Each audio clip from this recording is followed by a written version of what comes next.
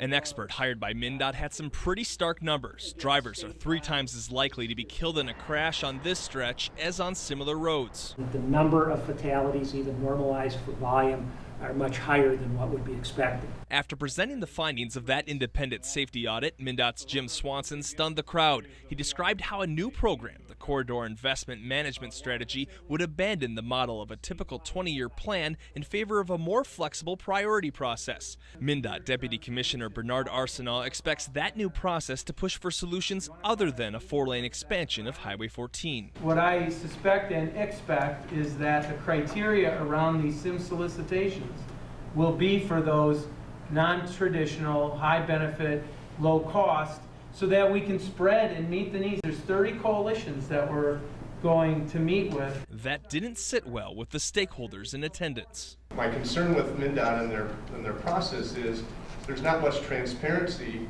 on what those criteria are, on what generates the priorities on your projects. There's an argument to be made that we can't include this in the statewide plan because of funding. My argument is going to be then don't include any expansion of any road in the state of Minnesota for funding, because this warrants it on a variety of levels, both the economics and, as pointed out earlier, the death trap that it is. It has nothing to do about the decisions that were made here. Wasn't your decision, wasn't MnDOT's, it was a political decision.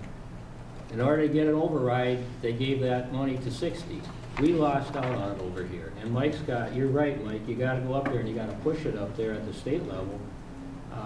That money should have been coming here. Lavin will head to the Capitol tomorrow to testify about the need for expansion.